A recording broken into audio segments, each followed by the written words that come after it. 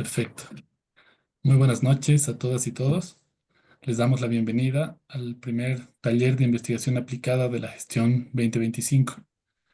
Invitamos, por favor, a la directora del ISEC, la doctora Fernanda Vanderlei, a dar las palabras de apertura del evento. Adelante, por favor, doctora.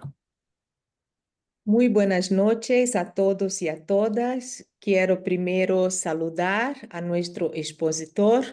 En el primer día, no, el primer taller de investigación aplicada de este año, Nano Luis Silva Colque. Muy bienvenido, Nano. Para nosotros es Bien. realmente una alegría iniciar este año con un tema tan importante, tan actual como es el señoreaje cercano al límite y acumulación de vulnerabilidad financiera en moneda extranjera. Esta mirada que nos proporciona el documento, sin duda alguna, enriquece nuestra comprensión de un proceso, ¿no?, de deterioro, ¿no?, macroeconómico, y pone en el centro un momento de crisis que vivimos, donde la sostenibilidad macroeconómica está en jaque y el rol del Banco Central y las opciones y las capacidades que tiene como instrumento macroeconómico. Entonces, te damos muy bien la bienvenida y también quisiera saludar a nuestro comentarista Gonzalo Chávez y agradecerle por participar en este primer día del año en que el Instituto de Investigaciones Socioeconómicas y la Fundación ARU tenemos la alegría de dar continuidad. Y para los que no saben, y recordando para los que saben, esta es una iniciativa que viene siendo desarrollada desde 2013-2014 de manera conjunta por estas dos instituciones de investigación y de promoción del debate público.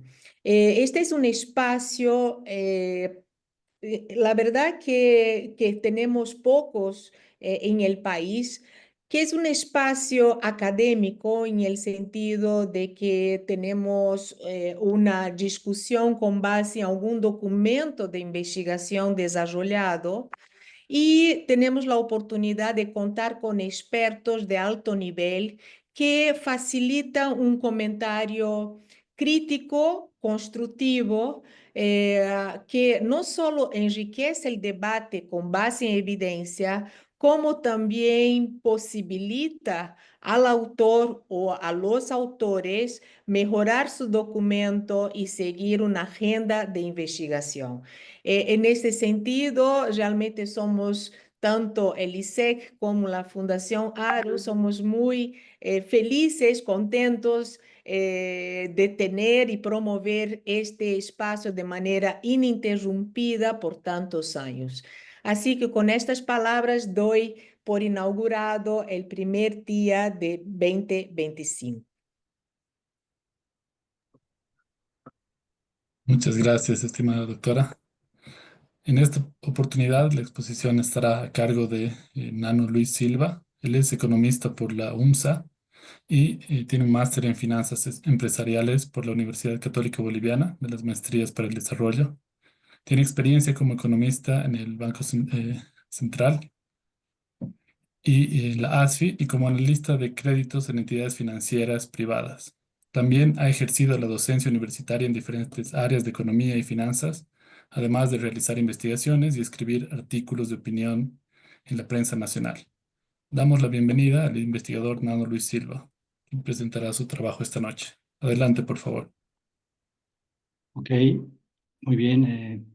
Muchas gracias por esta oportunidad brindada a la directora Fernanda Vanderlei, directora del ISEC y a la Fundación ARU.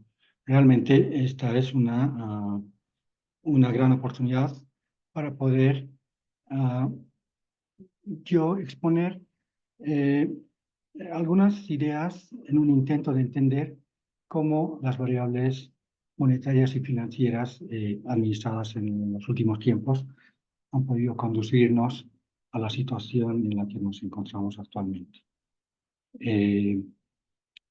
Entonces, voy a dar paso a mi presentación. Voy a intentar hacerlo rápidamente. Con relación al contenido que tiene, creo que está un poco cargado. Bueno, comienzo. El tema en el que he centrado mi investigación es el señoreaje y propongo que el señoreaje como fenómeno monetario está cercano al límite en estos últimos años, en estos últimos meses, debido principalmente a que en los últimos 10 años se han ido acumulando factores de vulnerabilidad financiera en moneda extranjera. Entonces el contenido de mi presentación tiene 4 puntos principales. 1, las finanzas de los bancos centrales. 2, hechos estilizados de la expansión monetaria en nuestra economía. 3, señoreaje y las condiciones de vulnerabilidad financiera en moneda extranjera. Y finalmente, un par de conclusiones. La principal motivación para escribir este tema lo he encontrado hace unos 15 años atrás, cuando leí un paper de William Witter, europeo, titulado ¿Pueden quebrar los bancos centrales? Me llamó mucho la atención. Él estaba preocupado apenas unos meses o más bien en pleno auge de la crisis financiera internacional del 2007-2008, que llevó a los bancos centrales a implementar unos programas monetarios y financieros de salvataje a las grandes entidades financieras internacionales, y que supuso para los bancos centrales comprar activos de mala calidad, ¿no? Con tal de que las entidades financieras privadas se manejen con sus activos sanos y con la liquidez suficiente. Que los bancos centrales cuenten en sus balances con activos financieros de baja calidad significaba que si no funcionaba bien el plan, los bancos centrales podían enfrentar pérdidas importantes en sus balances, que podía afectar el patrimonio de los mismos y, por tanto, llevarlos a una posibilidad de quiebre. La respuesta que si pueden quebrar o no los bancos centrales no es definitiva. No se puede decir que no, definitivamente, ni tampoco que sí. Hay situaciones muy particulares que hacen a los bancos centrales. Pero la respuesta final, quiero decir, la da la economía. La situación macroeconómica y microeconómica es la que finalmente va a valorar si un banco central está en una situación difícil de sostenerse. Bien, continuando con el punto 1, finanzas de los bancos centrales. Quisiera enfatizar que los bancos centrales son entidades públicas únicas, tienen un mandato legal que les otorga amplias atribuciones y tienen una función esencial, 2 funciones esenciales, que es uno atender la estabilidad de precios y otro resguardar la estabilidad financiera de toda la economía. Sabemos que el Banco Central tiene monopolio en la emisión de dinero y, por tanto, una alta capacidad de prestar al resto de la economía. Tiene un conjunto de instrumentos que se ha diseñado para que puedan ellos otorgar liquidez de corto plazo, mediano y largo plazo. Con una variedad pueden ellos trabajar no solamente en forma, con instrumentos de préstamos a corto plazo a los bancos, sino que también pueden operar con lo que se llaman operaciones de mercado abierto. Pueden comprar y vender títulos en el mercado secundario o ir a partir del mercado primario del mismo Banco Central. Tienen mucha capacidad para emitir dinero y para prestar dinero al sistema cuando así lo requiera la economía. Según 2 investigadores, Archer y Moser-Boe, el año 2013 ellos en parte toman el trabajo de William Witter y investigan que si los bancos centrales pudiesen tener la posibilidad de quebrar. Entonces, ellos encuentran que los bancos centrales poseen mecanismos financieros y contables muy flexibles. Los bancos centrales no están sujetos a requerimientos mínimos de capital, como lo están los bancos comerciales, por ejemplo. No están sujetos a regulación prudencial, no están sujetos a límites de liquidez, ni tampoco existen siquiera procedimientos de solvencia escritos para bancos centrales. Y finalmente los bancos centrales tienen contabilidades no estandarizadas, es decir, no todos los bancos centrales se manejan de manera estándar. Cada banco tiene diferentes enfoques para el tratamiento de sus ganancias y pérdidas, por ejemplo, y la apropiación con cargo al patrimonio. Esas diferencias, estos mecanismos financieros y contables flexibles que tienen los bancos centrales, que se han estudiado en este trabajo de Archer y Moser, hacen referencia a economías avanzadas y economías emergentes, con bancos centrales representativos. El trabajo es muy bueno.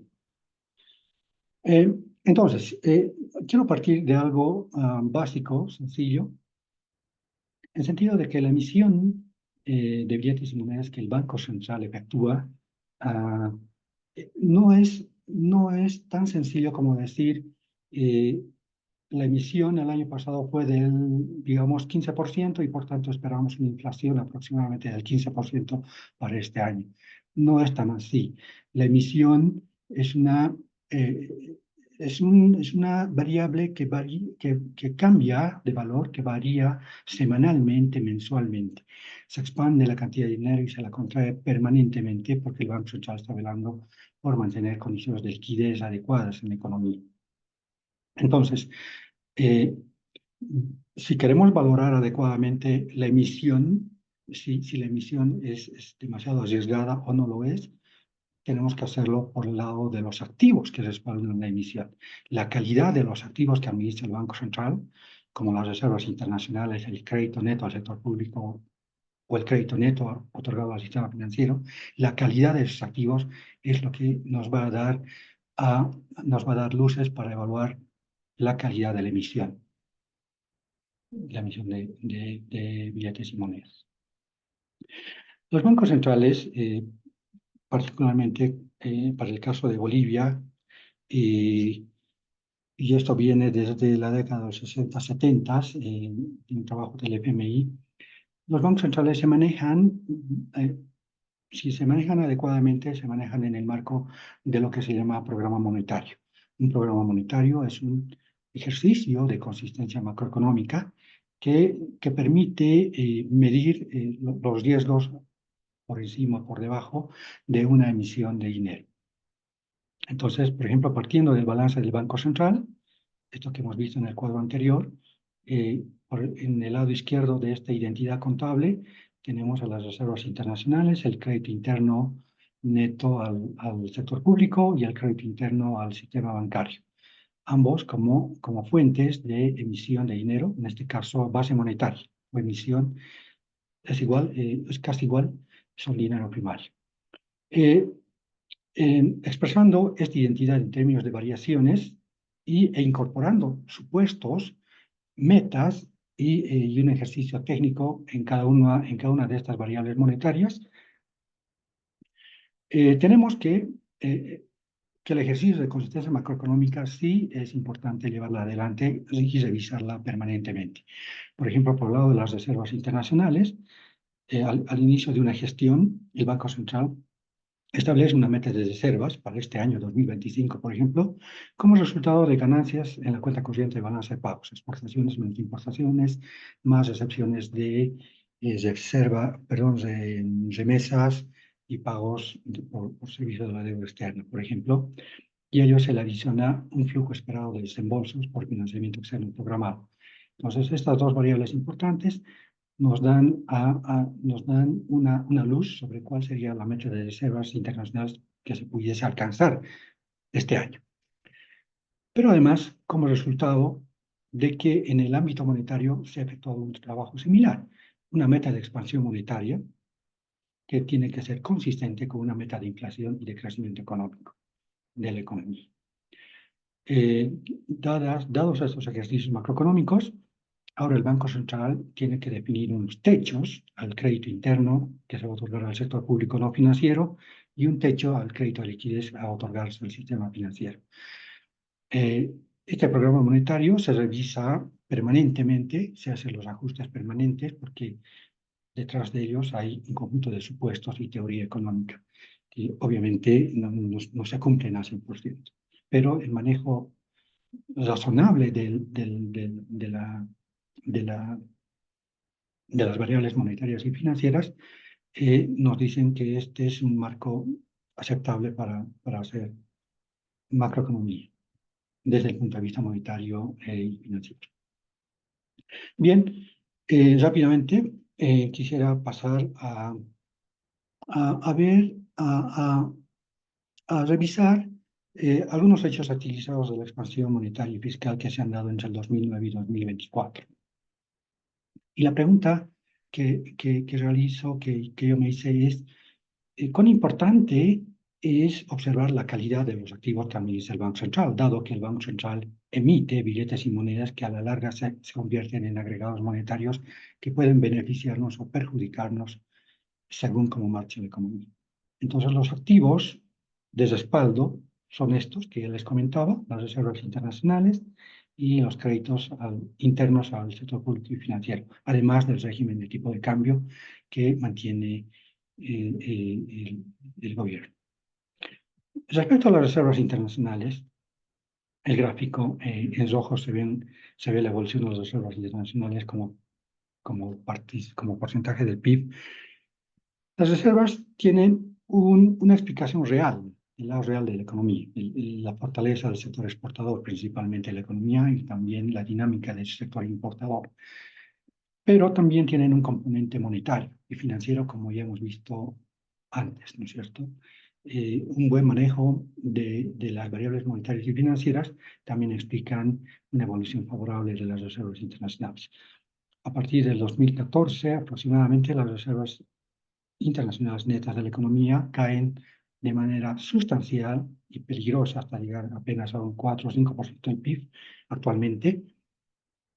Y a cambio vemos una expansión de la cantidad de dinero primario de la economía, la emisión y la base monetaria. ¿Habrá alguna relación entre ambas o es esta una simple coincidencia? Esto vamos a ir viendo poco a poco. Respecto al crédito neto al sector público, el gráfico nos muestra que desde el año 2010 en adelante, el crédito del Banco Central, por ejemplo, a las empresas públicas, en esta línea negra gruesa, y el crédito del Banco Central al Tesoro General de la Nación han crecido sustancialmente. Se han multiplicado en más de 20 veces lo que ha ocurrido desde el año 2005 hacia atrás, en la década de los 90. No era así, no era como vemos hoy. Y lo que ha ocurrido es que la ley del Banco Central de 1995 solo permitía que el Banco Central pudiese otorgar créditos al Tesoro General para situaciones de emergencia sanitaria o emergencia ambiental y además créditos de corto plazo para ser pagados en el año. Pero a partir del 2010, las leyes del Presupuesto General de la Nación se han equiparado a una ley especial del Banco Central, ley frente a ley, y mediante estas leyes del Ministerio de Economía se han autorizado a que las empresas públicas puedan solicitar créditos de largo plazo, ya no de corto plazo. Además, empresas públicas, no era el TGN, no eran situaciones de emergencia. Empresas públicas, comenzando por YPFB, han comenzado a solicitar créditos de largo plazo al Banco Central a tasas de interés muy bajas y con periodos de gracia de 5 años, un poco más aproximadamente. Eso ha derivado en un crecimiento sustancial del crédito a las empresas públicas y al Tesoro General de la Nación. Respecto a este último caso, el año 2020, como resultado de la emergencia del COVID, el Banco Central ha acudido a financiar esa emergencia, como estaba previsto en la ley del Banco Central, pero del 2023 al 2024, en estos 2 últimos años, los créditos no tienen que ver ni con la emergencia del COVID ni con una emergencia ambiental. En el caso de los préstamos a las empresas públicas, la inversión pública registrada por el Ministerio de Economía y el Ministerio de Planificación muestra que estas han alcanzado alrededor de 5.000 millones de dólares ejecutados en 2016, un crecimiento sustancial comparado con lo que había una década antes. y que ligeramente han venido disminuyendo a partir de las dificultades ya de la propia macroeconomía boliviana de disminución de precios de los productos básicos, principalmente el gas natural, y la disminución en las reservas internacionales netas. Importante acá es ver si esto justifica o no que el Banco Central haya conseguido créditos en tal magnitud. Y una de ellas tiene que ver con la calidad de la inversión pública.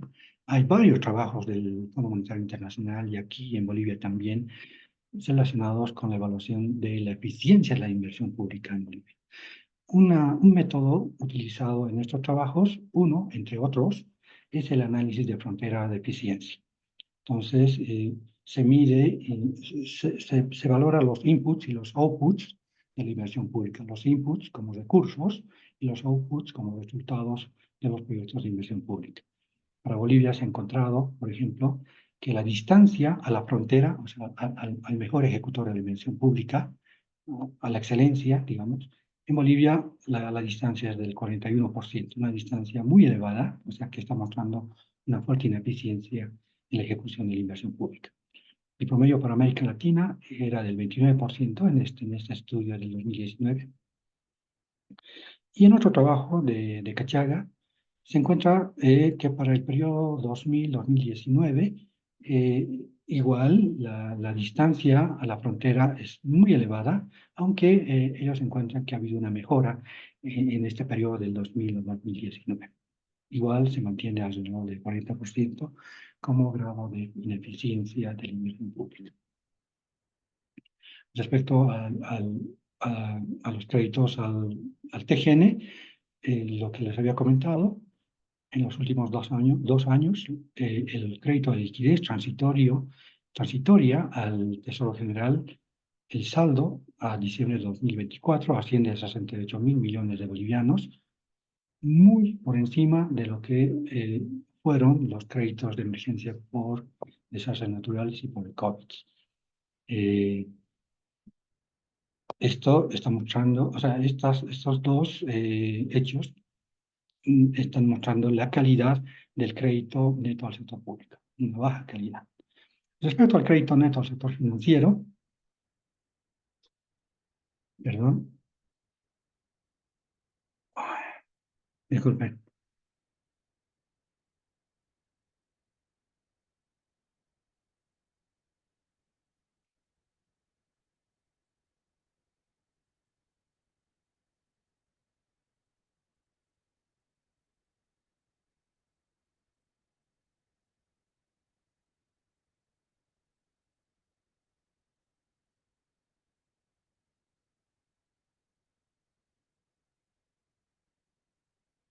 ya, se ve, ¿verdad? Respecto Sí, al crédito neto, gracias, Carlos. Crédito neto al sector financiero, quiero mostrarles acá un mecanismo muy inteligente utilizado por el Banco Central, pero que lamentablemente en el camino se deterioró. Tiene que ver con lo que algunos denominan swap de monedas. El Banco Central para el 2017 ya estaba en una situación de importante pérdida de reservas después de haber acumulado ya casi 3 años de déficit fiscal eh, en la macroeconomía. En 2017, el Banco Central inicia un programa de sostenimiento de reservas internacionales mediante aportes de moneda extranjera provenientes del sistema bancario. ¿En qué consiste este mecanismo? Se disminuyen las tasas de encaje legal en títulos en moneda extranjera en 10 puntos porcentuales, de 66.5 a 56.5. Estos recursos estaban invertidos en el exterior. Se liberan recursos en dólares por 349 millones, se traen aquí a Bolivia los dólares y el Banco Central constituye fondos, el fondo CPBIS, es un fondo de préstamos para vivienda social y para el sector productivo. Entonces el Banco Central recibe como garantía los dólares de la banca comercial y a cambio les otorga créditos de liquidez en moneda nacional a una tasa de interés del 0%.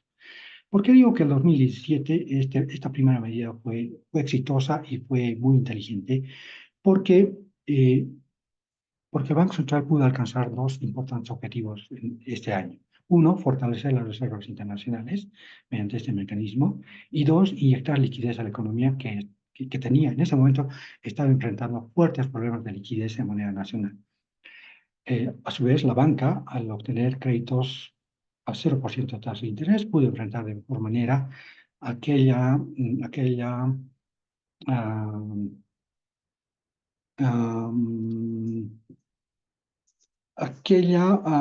aquella colocación de créditos a moneda nacional al sector de vivienda social y al sector productivo, ¿no? que la ley de servicios financieros le había obligado a efectuar.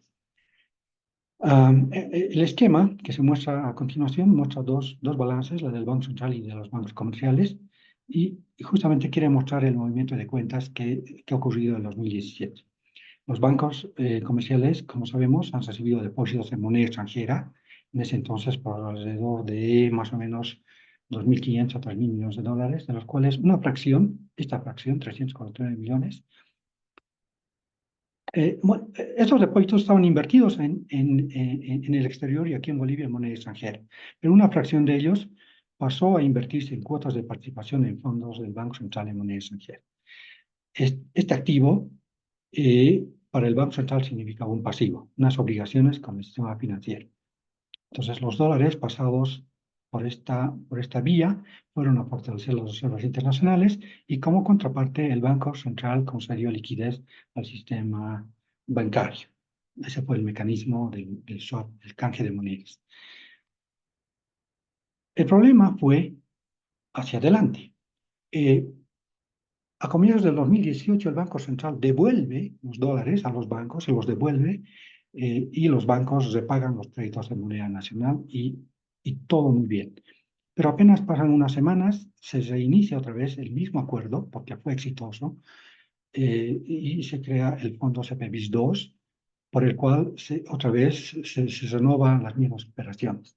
Y durante los próximos 5 años se han creado otros fondos adicionales, el fondo Caprosen, FIUSER, el fondo CEPRO, que bajo el mismo mecanismo alientan a que los bancos comerciales liberen recursos del exterior y traigan a Bolivia y los inviertan en el banco, los pongan como garantía en estos fondos del Banco Central de Bolivia, a cambio de los créditos de liquidez. Pero además, los bancos, según información de las memorias del Banco Central de Bolivia, no solamente han aportado voluntariamente, han hecho aportes de constitución, aquí en color oscuro, en negro, aportes de constitución que están relacionados con la liberación de la tasa de encaje legal, sino que también los bancos, por su cuenta, de manera voluntaria, han realizado aportes a estos fondos. Eso es importante mencionarlo también. Entonces, el problema se ahonda cuando el Banco Central va acumulando obligaciones, porque te genera una obligación de devolver moneda extranjera a los bancos. Y el año 2022-2023 emite unas resoluciones de directorio, según el cual la devolución de aportes se posterga hasta el 2026. No se van a hacer devoluciones en el año, como fue el primer año 2017, sino que se postergan las devoluciones al 2026, por una parte, y por otra parte, una otra resolución señala que una vez que se hagan devoluciones en dólares, los bancos tienen la obligación de vendérselo al Banco Central al tipo de cambio oficial de venta. En otras palabras, más adelante les voy a mostrar que se han hecho algunas devoluciones de estos aportes, pero, entre comillas, devoluciones bolivianizadas, no se han devuelto en dólares. Eso ha generado incertidumbre y riesgo de convertibilidad en estos dos últimos años, 2023 y 2024.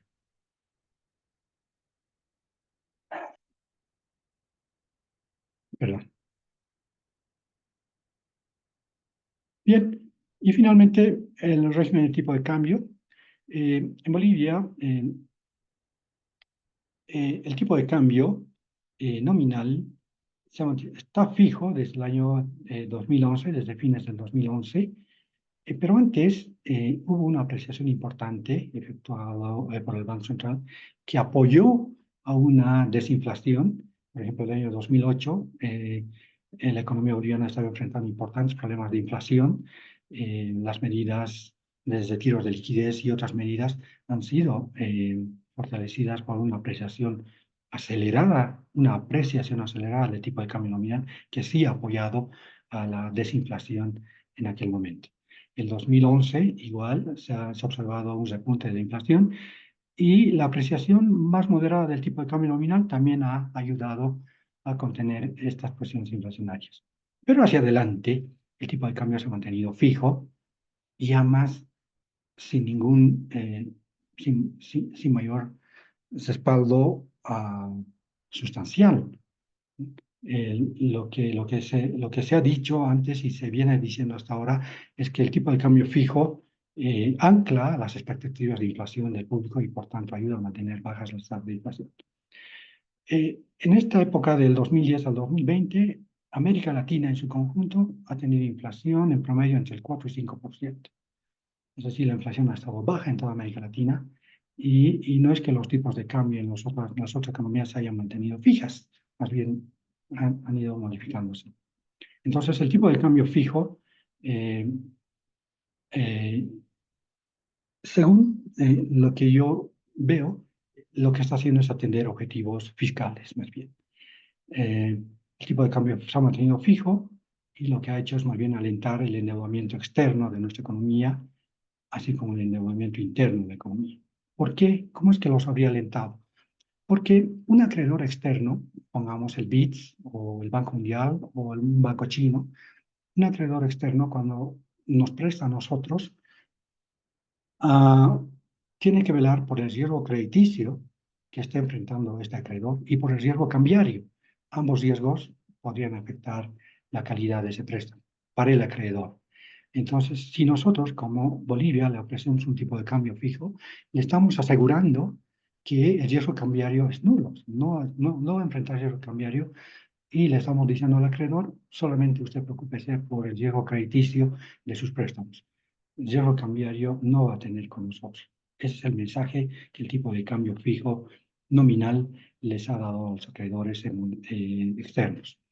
Entonces, la deuda externa ha crecido de manera importante en estos 10 últimos años. Lo mismo podría decirse con la deuda interna, gran parte de ella concedida por el Banco Central a las empresas públicas. Las empresas públicas tenían necesidades de importación de equipos y maquinaria, por tanto, necesidades de adquirir dólares. Como ellos recibían créditos en bolivianos, con un tipo de cambio fijo, podían convertir fácilmente esos créditos en bolivianos en dólares y, por tanto, enfrentar las necesidades de importaciones que tenían. Por tanto, el tipo de cambio fijo ha afectado no solamente la calidad de los activos del Banco Central, sino también el nivel de las reservas internacionales. Bien, entonces, ¿cuán importante es la calidad de los activos? Sí que es muy importante. Sí que es importante evaluar la calidad de estos activos para valorar la calidad de la expansión monetaria que estamos observando hoy en día. Bien, paso ahora a la parte central del trabajo que realicé, que es el señoreaje y las condiciones de vulnerabilidad financiera existentes en moneda extranjera.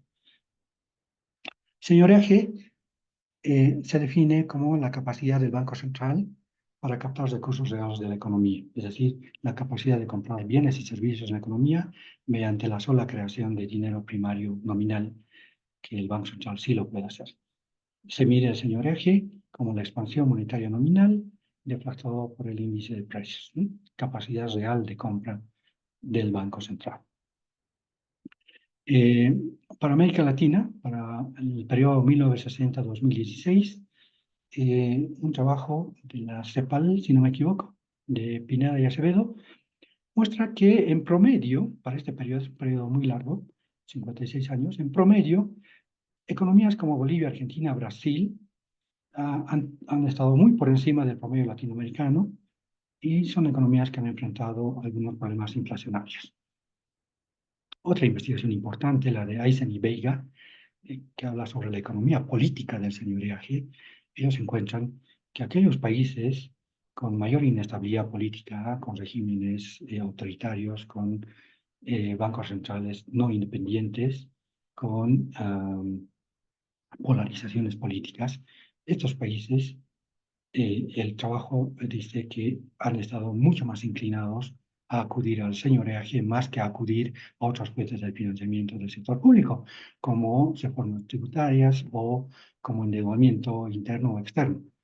Entonces, ese es un trabajo muy interesante que está vinculando aspectos políticos e institucionales con una cuestión monetaria, financiera, como es el señoreaje. Para avanzar un poco más, el señoreaje puede descomponerse en dos elementos. El señoreaje en los últimos años, les voy a mostrar un gráfico aumentado como resultado de una absorción, acá, como resultado de una absorción que proviene de la demanda real de dinero. Es decir, si el Banco Central está soltando, está expandiendo la cantidad de dinero nominal y la demanda real de dinero es capaz de absorberla, entonces no hay problemas inflacionarios en la economía. Y es lo que ha ocurrido en buena parte desde el 2005 al 2016. En los últimos años, por ejemplo, el señoraje ha aumentado a costa de aumentar la inflación. La inflación está aumentando gradualmente en estos últimos meses. Se prevé que pueda aumentar mucho más hacia adelante, pero el señoraje también tiene que ver con la inflación. Se llama impuesto de inflación porque la cantidad real de dinero que demanda el stock de cantidad real de dinero en la economía sirve como base imponible a una tasa de inflación, por eso se llama impuesto de inflación. Este gráfico muestra el señoreaje para la economía boliviana del 2005 al 2024, muestra lo que acabo de señalarles, ¿no? Del 2005 al 2016 aproximadamente el señoreaje ha crecido como porcentaje del PIB, es decir, el Banco Central ha mejorado su capacidad de compra de bienes y servicios, en gran parte como resultado de una absorción de la demanda real de dinero. En los últimos años, del 2017 y 2018 hacia adelante, esta capacidad ha disminuido, se ha disminuido notablemente y posiblemente esté tocando un límite ya este último año, 2025, porque la preferencia de los tenedores de activos, en este caso de monedas, la preferencia del público es posible que se esté revirtiendo o se revierta rápidamente, ¿no? Que prefiramos dólares más que bolivianos y por tanto el señoreaje enfrente un problema adverso a lo que esperaba. ¿Está alcanzando el señoreaje un límite? Es una pregunta lanzada y abierta. Posiblemente el señoreaje vaya a alcanzar un límite en nuestra economía boliviana debido a un conjunto de condiciones de vulnerabilidades financieras en moneda extranjera que se han observado en los últimos 10, 12 años. Acá planteo cuatro condiciones de vulnerabilidad financiera. Una que tiene que ver con una evolución adversa de las reservas internacionales óptimas versus las efectivas que el Banco Central está manejando. Dos, una desacumulación muy peligrosa de activos líquidos en moneda extranjera, aquí en nuestra economía. Tres, un estrechamiento del acceso a los mercados internacionales de deuda, que también afecta nuestra vulnerabilidad financiera en moneda extranjera. Y finalmente, en los últimos 2 años, la asfixia financiera que se ha visto en moneda extranjera. Veamos el primer caso. En este punto, lo que quiero mostrarles es cuál es el nivel óptimo de reservas que el Banco Central podría tener para el 2024 y cuál es su distancia, cuál es la brecha con el actual nivel de reservas internacionales que tiene. Para ello, he acudido a unos interesantes trabajos efectuados y les muestro a continuación. La pregunta inicial es, ¿por qué los países demandan reservas internacionales? Y básicamente hay dos motivos, precautorios y no precautorios. Los motivos precautorios tienen que ver con que los bancos centrales o el gobierno en general está motivado a mitigar shocks adversos sobre la absorción, sobre el consumo e inversión interna de una economía. Un shock adverso puede disminuir fuertemente la absorción y afectar el bienestar de la sociedad. Entonces, se busca acumular reservas internacionales para mitigar estos shocks. Un motivo no precautorio, por ejemplo, tendría que ver con sostener un régimen de tipo de cambio fijo como el que tenemos actualmente. ¿no? Hoy tenemos un régimen de tipo de cambio fijo y no tenemos reservas. Es una contradicción total. El FMI publica anualmente lo que llama el ratio de reservas efectivas a reservas adecuadas. Ellos tienen un modelo según el cual ellos estiman niveles de reserva óptimos para cada país y nos muestran qué tan alejados estamos de ese nivel si tenemos reservas efectivas como el que se ve en el gráfico. Recomiendan que un país debería tener unas reservas efectivas entre 150 a 100% de las óptimas, digamos 100%. El nivel de reservas efectivas que tiene nuestro Banco Central está muy por debajo de lo que óptimamente se requeriría. Aquí estamos hablando de alrededor de un 18% del nivel óptimo. Si ahorita tenemos 2.000 millones de reservas internacionales en total, querría decir que el nivel óptimo estimado por el Fondo Monetario alcanza más o menos a 9.000 millones de dólares como reservas financieras óptimas capaces de enfrentar una crisis adversa en la economía. Con base en tres trabajos importantes de Jan y Jean-Pierre del 2006, de González del 2007 y de José Luis Hevia del 2009, aquí yo parametrizo un modelo para encontrar un nivel óptimo de reservas internacionales. Jan y Jean-Pierre del 2006 plantean un modelo de reservas internacionales ante cambios súbitos en el acceso al financiamiento externo, un sudden stop. O sea, un paro súbito en el financiamiento externo que haga que la economía internamente pueda verse afectada. González mejora este modelo y lo extiende a economías con dolarización financiera. José Luis Hevia agarra el modelo de González y lo replantea, lo mejor. Rescata mucho de este modelo y lo mejora porque enfatiza que los shocks externos no provienen en Bolivia principalmente de acceso al financiamiento externo, sino que en los últimos 20 años han venido de shocks en cuenta corriente, de balance de pagos, shocks de términos de intercambio principalmente. Y además, Hevia incorpora el hecho de que en Bolivia, debido a la experiencia que tenemos de la década de los 80, el público atesora moneda extranjera. Y esa es otra debilidad, es otro motivo para que la economía deba acumular más reservas internacionales, porque también tiene que enfrentar esta necesidad de atesoramiento que se activa, que se gatilla en situaciones de crisis en una economía. Estimado Nano, si puedes avanzar un poquito más rápido, por favor, ya hemos Ok. superado un poco el tiempo. Oh, ya, mil disculpas. Gracias. Gracias, Carlos. Bien, entonces se acumulan reservas para suavizar la presión interna. En una situación de crisis, el producto cae, la deuda de corto plazo no se renueva fácilmente, los depósitos bancarios se retiran, la economía puede haber una corrida de depósitos, el tipo de cambio real se deprecia y afecta el consumo.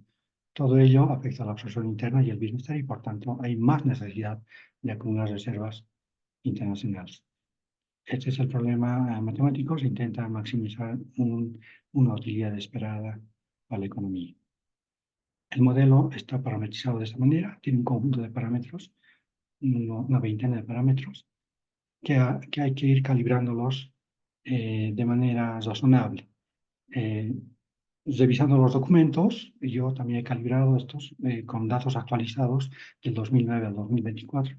Estos son los resultados para los parámetros fijos y estos para los parámetros variables. Entre los parámetros relevantes están los depósitos totales en moneda extranjera, los activos líquidos de los bancos en moneda extranjera, la deuda externa privada, etcétera, son los más importantes. Y acá se observa que, por ejemplo, se destaca en esta parametrización de parámetros variables que los activos líquidos en moneda extranjera de los bancos han venido cayendo de manera importante desde el año 2017 a la fecha y nos está exponiendo a un riesgo no solamente ya de convertibilidad de moneda, sino a un riesgo de inestabilidad macroeconómica. El resultado del modelo es este. Nos dice que para el año 2024 las reservas óptimas requeridas serían de alrededor de 13.000 millones de dólares para enfrentar esta crisis.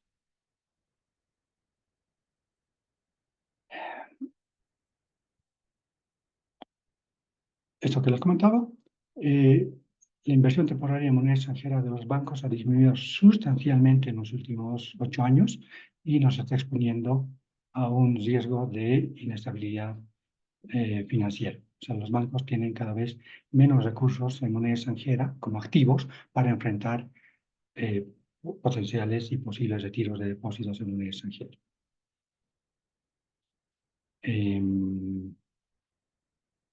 Perdón. El acceso a los mercados internacionales se ha estrechado en los últimos años. Acá se ve el índice ENVI para la economía boliviana, que ha crecido fuertemente en los últimos 2 años, justamente como resultado de las necesidades de liquidez que tiene el gobierno y que no puede conseguirlos adecuadamente. Finalmente, una asfixia que estamos viviendo en los últimos 2 años, una asfixia en moneda extranjera, que ha puesto en cuestión la función de prestamista de última instancia del Banco Central de Bolivia. Que el Banco Central no pueda soportar la demanda de créditos en moneda extranjera, no demanda de crédito, la necesidad de divisas de los bancos comerciales, que el Banco Central no los pueda soportar, pone en cuestión su función de prestamista de última instancia. Que el Banco Central hoy en día no pueda atender obligaciones comerciales con proveedores y combustibles, también muestra esta debilidad o función de prestamista de última instancia. ¿Qué tiene? El tipo de cambio se ha ido descontrolando, conjuntamente las comisiones a las transferencias de fondos del exterior, eso ya lo sabemos todos. La devolución de los aportes a los bancos de estos fondos APBIS y otros fondos se ha dado en bolivianos, ha disminuido esta inversión de los bancos en estos fondos, casi 9.000 millones de bolivianos, pero en bolivianos, no en dólares. Entonces, los bancos no tienen la espalda en dólares para hacer efectiva la devolución de depósitos en dólares del público. Estos depósitos en dólares han disminuido en los mismos, aproximadamente 10.000 millones de bolivianos, pero están constituidos en moneda extranjera y difícilmente puedes respaldar lo que la autoridad monetaria el año pasado, en noviembre, la autoridad de ASPI expresó que se habían devuelto 1.008 millones de dólares en los últimos 2 años. Difícilmente he podido yo encontrar un respaldo en números cuando, por el lado de los activos, los bancos no tienen la espalda en moneda extranjera para hacer esto. A fines del 2023 y el 2024 se han iniciado, han aumentado los límites, pero ha disminuido los límites de inversiones en el exterior, que ha llevado a que los bancos y los fondos de inversión repatrien a la economía boliviana un total más o menos de 680 millones de dólares, han sido repatriados en 2024. Uno podría pensar que estos han ido a contribuir a la devolución de depósitos al sector público, perdón, al público en moneda extranjera. Sin embargo, lo más probable es que han ido a ser parte de la actividad de las transferencias de fondos al exterior. La venta de BSB, de bonos del Banco Central en dólares, ha captado 268 por encima de los 100 millones, pero sabemos hoy que la gestora pública tiene más del 80% de estos bonos del Banco Central en dólares. Y finalmente, la operación financiera de reporte en venta que realizó la gestora pública ha tenido como principales participantes al Banco Central y al TGN. El TGN ha sido el principal beneficiario de esta operación, una operación costosa, demasiado costosa, que le va a costar responder al próximo gobierno estas inversiones que hizo la gestora pública. Bien, finalmente la conclusión. La acumulación de vulnerabilidades financieras en moneda extranjera, debido a la aplicación inflexible que ha tenido el modelo macroeconómico basado en el gasto público y el endeudamiento, han conducido al señoreaje a una situación límite y como resultado ha puesto en riesgo a que el Banco Central pueda cumplir una de sus principales funciones. No es una de sus principales, es su principal función, que es la de ser prestamista de última instancia y de resguardar la estabilidad económica y financiera del país. Bien, eso es todo. Muchas gracias. Gracias, Carlos.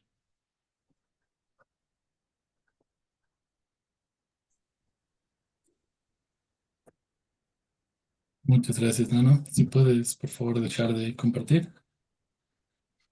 Ok. Eh, Perfecto. gracias, Carlos. Pues, muchas gracias, Nano, por tu exposición. Entonces, antes de continuar, quisiera invitar a todos los participantes que vayan dejando sus consultas y comentarios en el chat de Zoom. Y luego de la participación del comentarista, se va a abrir un espacio para que se puedan responder estas consultas. Entonces, para comentar el documento, hemos invitado a Gonzalo Chávez Álvarez, quien tiene estudios doctorales en la Universidad de Manchester de Inglaterra, maestría en la Administración Pública en la Universidad de Harvard, maestría en Política Económica en la Universidad de Columbia, de la ciudad de Nueva York, y maestría en Economía y Relaciones Internacionales en la Pontificia Universidad Católica de Río de Janeiro, y es también economista por esta universidad. Actualmente, él es director de la Maestría en Gestión y Políticas Públicas de la Universidad Católica Boliviana. Damos la bienvenida a Gonzalo Chávez. Adelante, por favor. Muy buenas noches a todos, todas. Una gran felicitación al ISEC y a la Fundación ARO por este trabajo constante, ¿no es cierto?, de generar debate en términos económicos. Quiero también felicitar a Nano, que pues nos ha presentado un trabajo sumamente interesante. Yo inclusive he quedado abrumado con tanta información y datos. Yo creo que en ese trabajo hay 3 trabajos, porque hay una riqueza de análisis muy grande que necesita desarrollarse con mucho más fuerza, si ustedes quieren. Entonces, yo voy a intentar en unos 15 minutos, pues, centrarme no en todos los temas del trabajo, porque como les digo, hay mucha información, sino en 2 o 3 temas que creo que son relevantes para provocar el debate. Digamos, creo que está absolutamente claro que el trabajo realiza una muy buena conceptualización de lo que es el señoreaje, este mecanismo casi fiscal de financiamiento que tiene el Banco Central de Bolivia, que se convierte en muchos casos, cuando la situación macroeconómica es difícil, cuando no hay ingresos genuinos al Estado, en un impuesto a inflación. Nuestros abuelos, cuando se daban estos fenómenos, hablaban de emisión inorgánica, ¿no es cierto? Pero ya ese término se ha dejado hace mucho tiempo y ahora se habla de este señoreaje.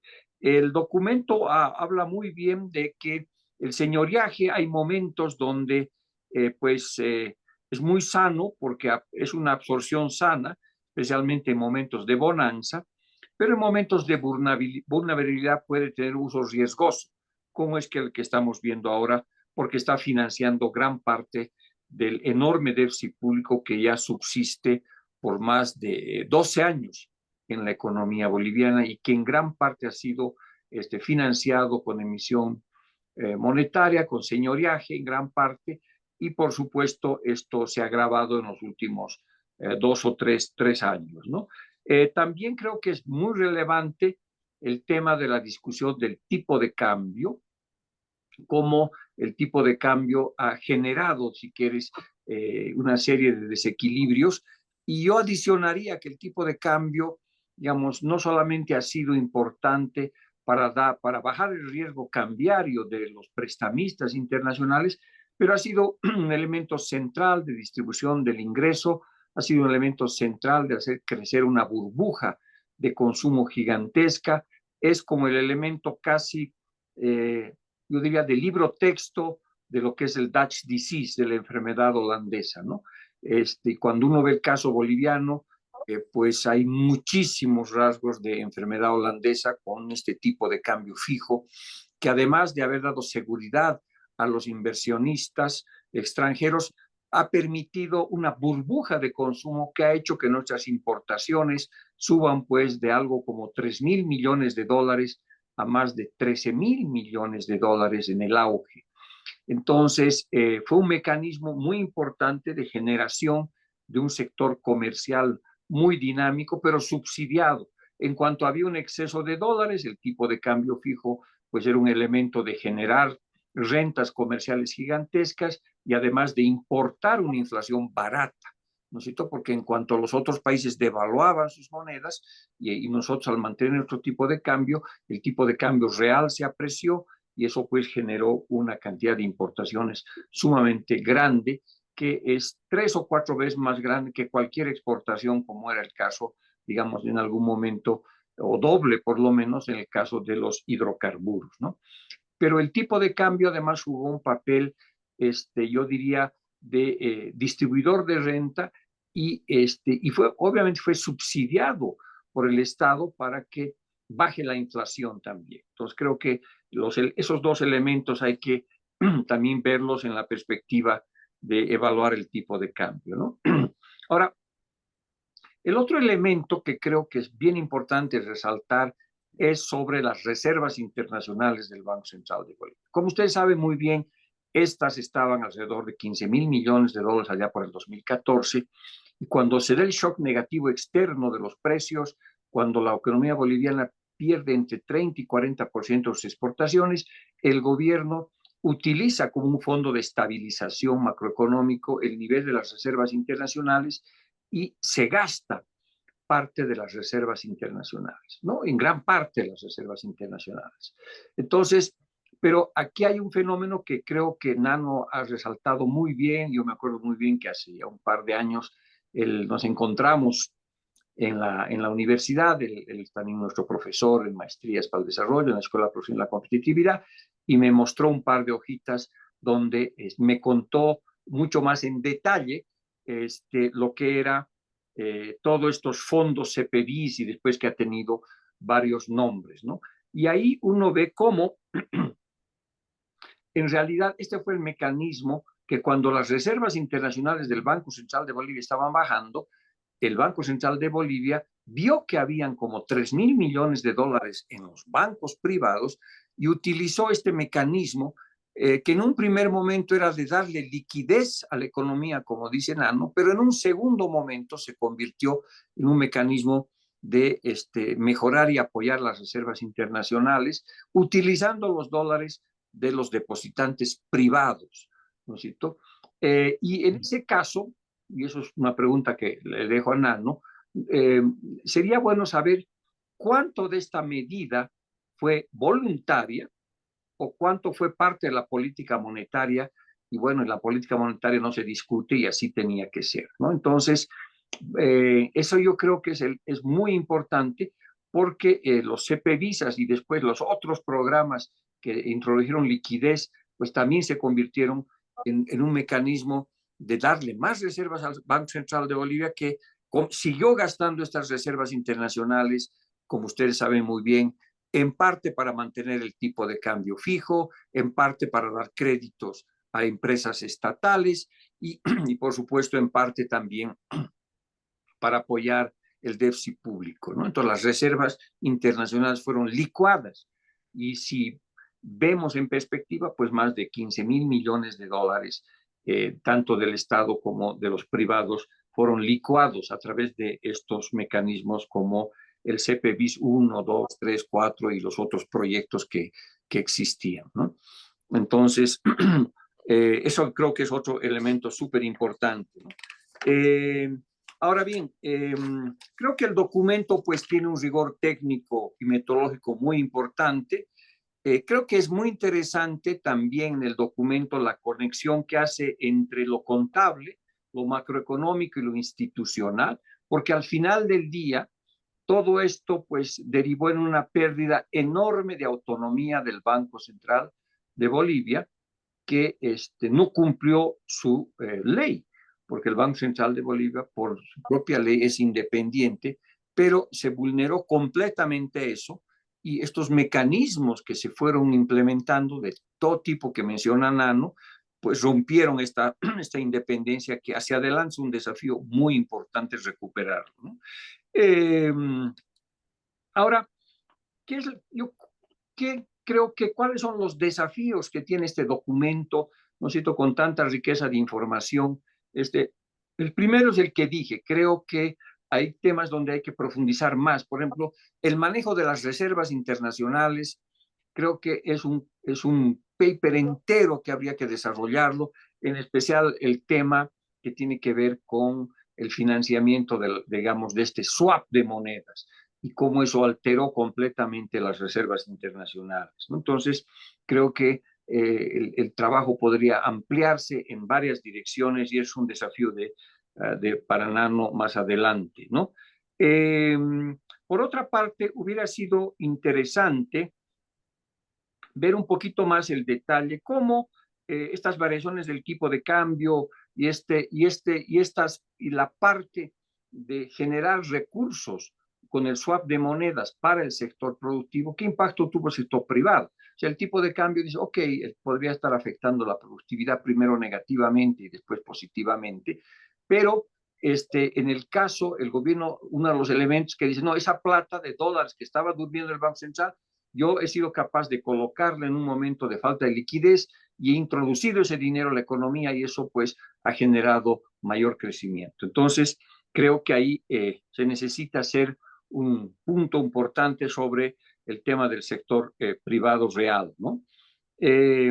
Por otra parte, creo que también ya lo dije, pero creo que hay que enfatizar, no se examina el rol del sistema financiero privado como actor en este sector.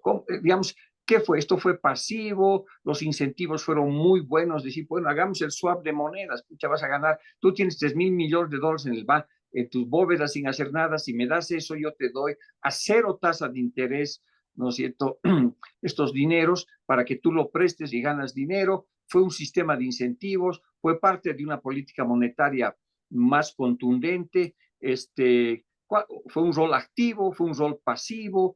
Creo que ahí hay un elemento que es muy importante de entender para que, digamos, tengamos mucho más luz sobre esto.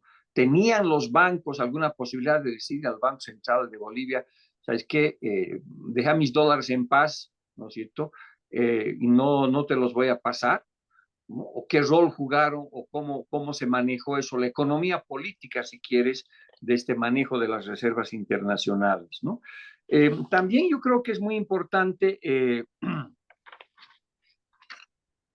apuntar hacia posibles salidas que tienes para esto, ¿no? Porque los datos son muy interesantes con toda la información que se ha hecho sobre, por ejemplo, sobre todos los ratios que sugiere el Fondo Monetario Internacional, los estudios de González, los estudios de Evia, te dicen que estás entre 10 y 13 mil millones de dólares de necesidades que tendrías las reservas internacionales.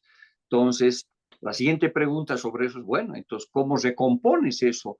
Por lo menos por etapas, especialmente en un momento tan delicado como estamos viendo ahora, ¿no? Entonces, yo diría que en esta primera parte mi idea es que el documento es muy claro de cómo, ¿no es cierto?, el señoreaje ha sido utilizado para financiar el déficit público, para fomentar empresas públicas ineficientes y sobre todo para generar pues una vulnerabilidad muy grande institucional al Banco Central de Bolivia, que se convirtió de alguna manera con todas estas operaciones como en la caja chica del Tesoro General de la Nación, como en varios datos lo muestran, ¿no? Ahora, y el tema es que esto ha subido, ¿no? Y con esto redondeo y termino. ¿Cuáles son los riesgos de seguir con el señoreaje? Porque aparentemente en el corto plazo tú no tienes fuentes genuinas de financiamiento del Estado, no tienes voluntad política o hay restricciones sociales muy fuertes para cortar gastos y para reducir el tamaño del Estado. Entonces, ¿cuál es el siguiente capítulo de esto? Porque en primer lugar tú tienes el riesgo que ha sido mencionado acá de una mayor inflación. No sé si vamos a llegar a una hiperinflación, pero la inflación puede dispararse significativamente si el gobierno sigue insistiendo en el tema del señoreaje, porque en este contexto, ustedes saben que, bueno, ha habido saltos en la inflación provocadas por la devaluación implícita del boliviano, ha habido saltos en la inflación provocadas por problemas climatológicos, por los paros, las huelgas, en fin, pero hay aceleradores de inflación que uno de los aceleradores de la inflación es el señoriaje, que empuja inflación, conflicto distributivo, expectativas, y el señoriaje tiene que ir atrás de esto, y por supuesto ahí hay un elemento que puede terminar en una situación mucho más compleja, ¿no? Por otra parte, pues ya estamos viviendo una vuelta a la dolarización sin dólares, ¿no? Entonces, hay mucha gente que dice, entonces ahora dolarizaremos, pero si en la caja del Banco Central de Bolivia creo que hay 20 millones de dólares, no da para dolarizar ni un fin de semana. Entonces, pero hay una presión, digamos, de parte de los actores al ver que el impuesto inflacionario aumentar, pues buscar otras monedas, ¿no? La otra es la pérdida de reputación y credibilidad, el daño inmenso que se está haciendo a la autoridad monetaria, y un poco la desconfianza que se ha ido construyendo, que a mí me da miedo que sea estructural, cómo ha sido usado el Banco Central de Bolivia para fines que no dice su reglamento, su ley, y que pues creo que el daño reputacional que se le está haciendo al Banco Central de Bolivia, que va a ser fundamental después, inclusive para la propia estabilización a futuro, es un tema muy, muy complicado, ¿no? Y por otra parte, ¿no es cierto? Todo esto te puede llevar, pues, y hay que pensarlo también como escenarios, a aceptar que ya el tipo de cambio fijo no va a seguir siendo como es. El gobierno no lo acepta, digamos, en el concepto, pero en la práctica ya nadie cree que el dólar esté en 6.96 o va a volver a 6.96, y hay este mercado ya negro paralelo, y por lo tanto estamos frente al derrumbe del tipo de cambio fijo, que ha sido, creo que, de los peores errores de política económica de los últimos años. Porque recordemos, un poquito para ver cómo el tipo de cambio tuvo diferentes roles y funciones. Después del 85 tuvimos 1 o 2 años con un tipo de cambio flexible sucio a través del Bonsil, que fue muy importante para estabilizar en un primer momento. Después se hizo el tipo de cambio flexible sucio con el crawling peg, ¿no es cierto? Que eso duró entre 1986, 87 hasta el 2011, ¿no es cierto? Y fue realmente esta flexibilización del tipo de cambio que fue un elemento central de la estabilización durante todo ese periodo.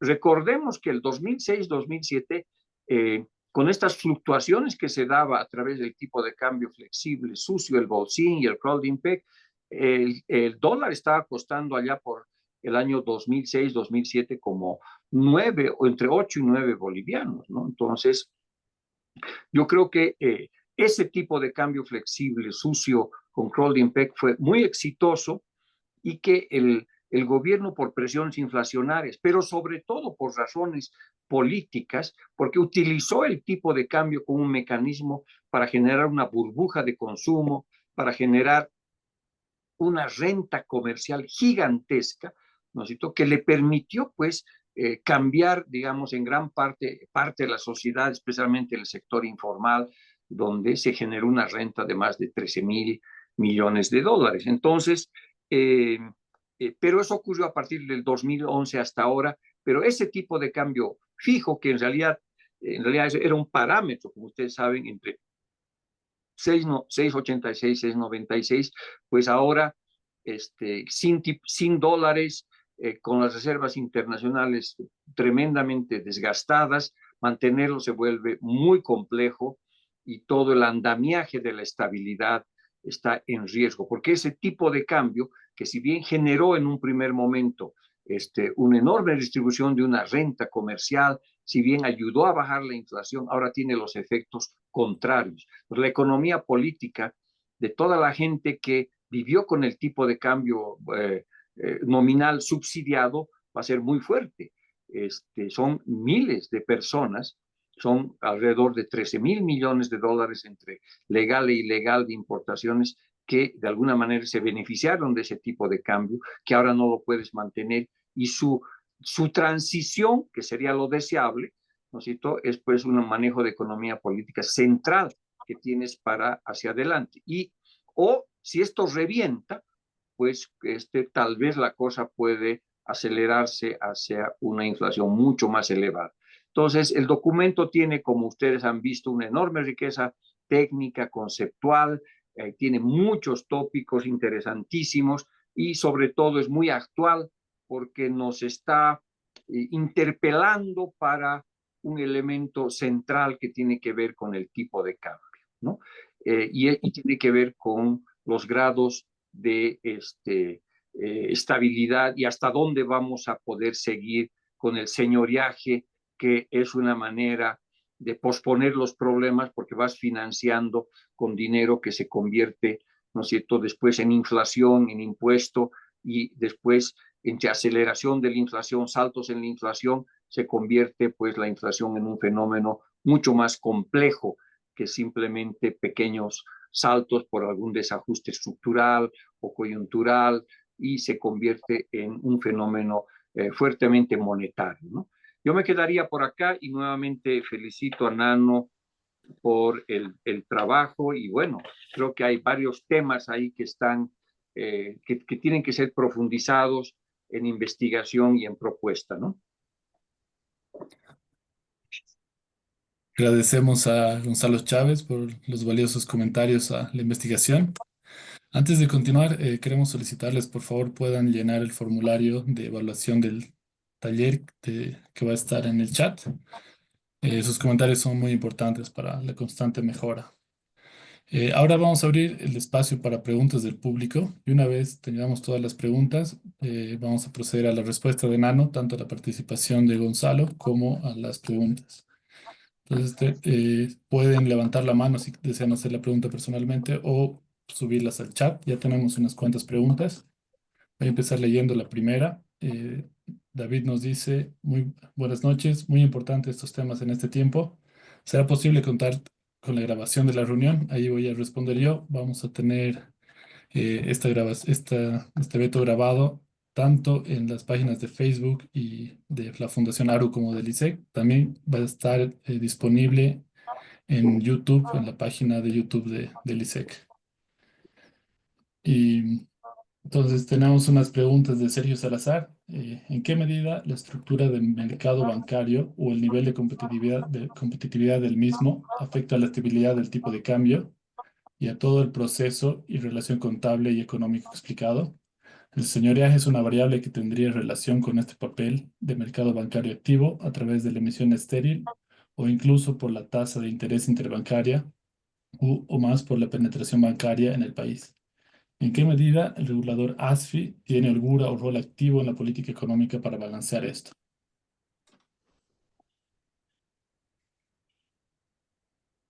Y Lucía nos dice, ¿podría volver a explicar el concepto de señoraje que no le quedó muy claro? Entonces, si no hay ninguna mano levantada, por favor, no podemos proceder a las respuestas, tanto los comentarios como estas preguntas, por favor. Ok, gracias Carlos. A ver si le entendí a Sergio su pregunta.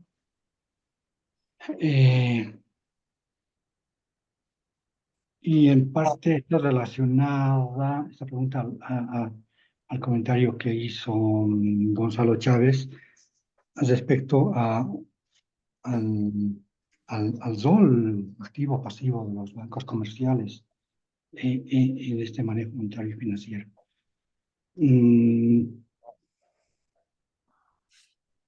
Sinceramente, creo que hay necesidad de un análisis de economía política respecto al rol de la banca comercial, sea que ésta tenga una estructura de mercado un tanto más competitiva o un poco menos, porque el sistema bancario no es un actor pasivo, de hecho no lo es un actor activo, pero es un actor activo que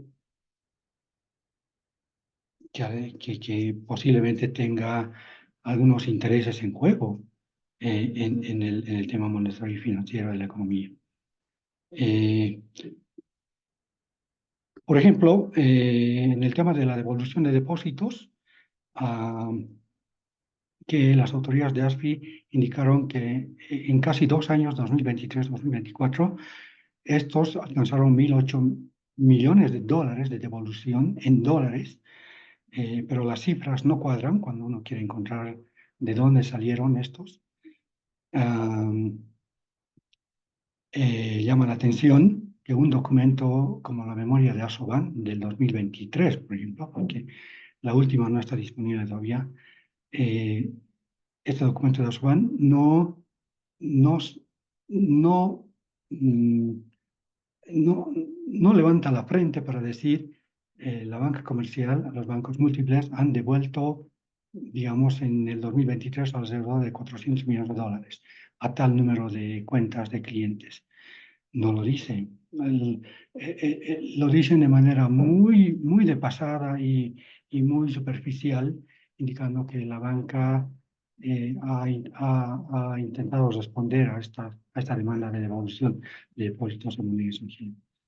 Esa es una curiosidad que a mí me nace. Otra, el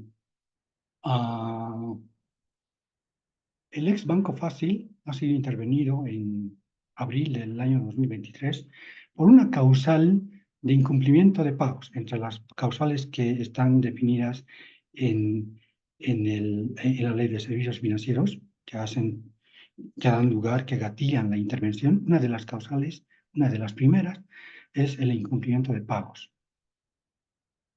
Si los bancos comerciales hoy no pueden devolver depósitos en moneda extranjera, no lo pueden hacer porque el cliente dejó su depósito al banco X.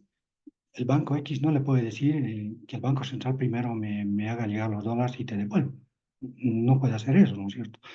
Entonces, ¿cómo es posible que ante un incumplimiento de pagos en moneda extranjera, de devolución de depósitos en moneda extranjera, el regulador ASFI no haya actuado diligentemente?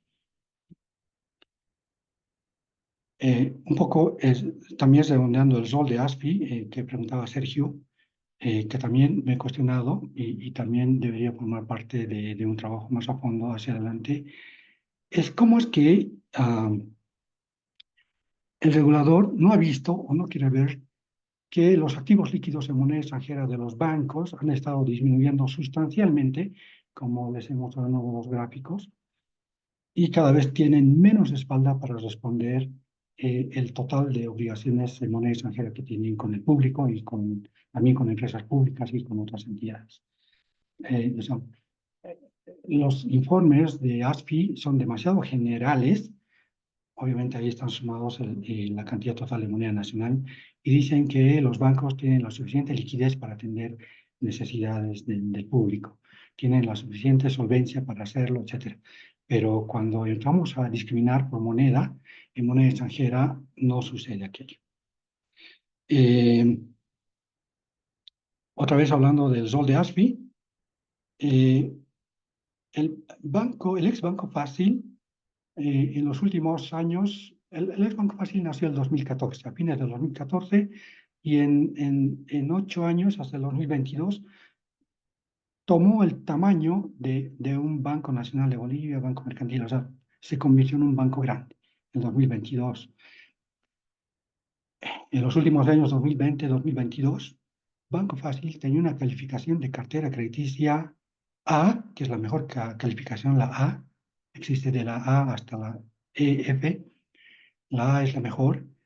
Entre el 98 y 99% de la cartera crediticia del ex Banco Fácil tenía calificación A. En otras palabras, estaba rozando la excelencia en calidad de cartera, que es el principal activo que tienen los bancos. El promedio aproximadamente creo que era por el 97%, digamos, pero Banco Fácil estaba por encima de ese promedio. Y yo siempre me he preguntado cómo es posible que un banco de semejante magnitud y con tal calidad de cartera crediticia haya sido intervenida por problemas de solvencia, no de liquidez, problemas de solvencia. Entonces, el rol de ASFI efectivamente es importante evaluar el rol de ASFI en el desempeño financiero, monetario y financiero de la economía boliviana. Eso es lo que noté respecto a la consulta de Sergio. Eh, si más adelante puedo mejorar la respuesta, no pude anotar algo más.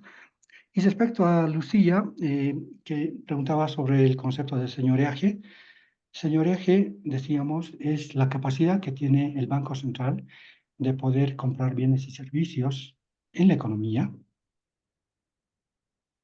a través de la emisión nominal de dinero. El Banco Central tiene el monopolio en la emisión de dinero nominal y emitiendo dinero, ya sea las empresas públicas o el Tesoro General, el Banco Central puede comprar bienes y servicios como lo ha hecho. Lo ha hecho, pero se ha demostrado que la calidad de estos es deficiente, es observable, digamos. Eh, Eso, señora Ángel, entonces. Eh, Muchas Carlos. gracias, estimado Nano.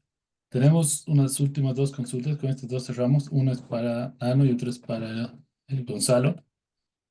Entonces, hacia el panelista, sobre el comentario sobre la poca causalidad entre emisión e inflación, considera que esta relación podría fortalecerse en periodos de inestabilidad inflacionaria y en tal caso existen evidencias empíricas que respalden este comportamiento en la coyuntura actual.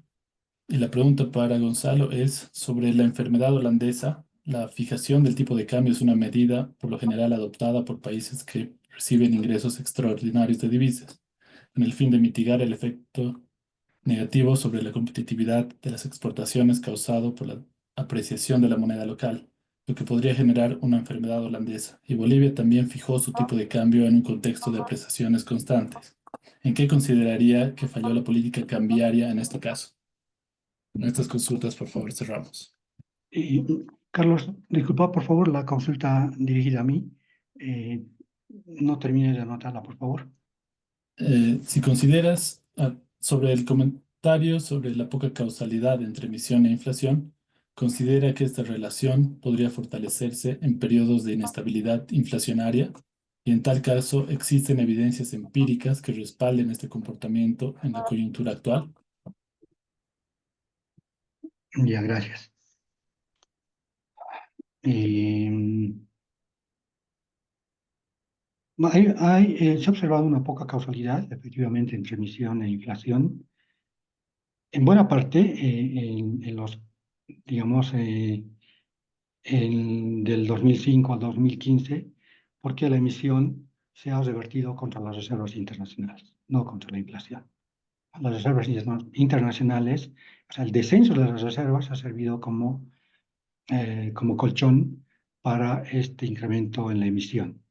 ¿Sí? Entonces, la inflación ha sido muy poco afectada en buena parte de este periodo del 2005 hacia adelante, más o menos, por una parte. Por otra parte, esta poca causalidad de la emisión a la inflación también tiene que ver con lo que Gonzalo Chávez comentaba, de que el tipo de cambio ah, se ha encargado de subvencionar eh, la propensión al consumo, es decir, el tipo de cambio fijo ha propiciado un incremento en el consumo legal e ilegal, por tanto, ha abastecido de bienes a la economía boliviana y de esta manera se ha suavizado el efecto sobre la inflación de una cantidad importante de emisión que se ha lanzado en los últimos años. Y respecto a em, si esta relación podría, no lo entendí muy bien, así podría desbocarse en un periodo inflacionario, así la entendí, tal vez no estoy muy seguro, así la relación emisión-inflación podría derivar en un proceso inflacionario más adelante, yo creo que sí. Eh, yo creo que sí. Por el lado de la depreciación del tipo de cambio, más que un incremento en los precios de los productos y servicios, lo que estamos observando es una depreciación del tipo de cambio. Cada vez podemos comprar menos con los bolivianos que tenemos, ¿no? Ya estamos rozando alrededor de los 2 bolivianos por dólar, y eso nos ha afectado a muchas, tal vez a la mayoría de las familias. Eso, Carlos, gracias. Perfecto. Y Gonzalo, si podrías poner la última pregunta, por favor. Estás sin micrófono. Recapitulando brevemente lo que es la enfermedad holandesa. La enfermedad holandesa es una situación generalmente asociada a un boom de los recursos naturales que hace que en la economía llueva dólares, hay muchos dólares. Ese exceso de dólares lleva a la apreciación del tipo de cambio en términos nominales y en términos reales también. Entonces, si encima el gobierno fija el tipo de cambio, lo que va a ocurrir es que esa apreciación se va a dar en términos más reales. Por eso, ¿no es cierto?, nuestras importaciones, y eso es un síntoma de enfermedad holandesa, aumentaron significativamente de 3.000 a 13.000 millones de dólares. ¿No? Fue una brutalidad en el aumento. ¿Por qué?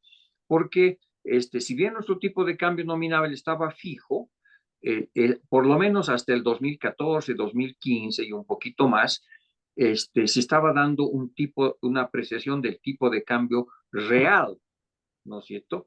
Entonces, ¿y eso qué provocó?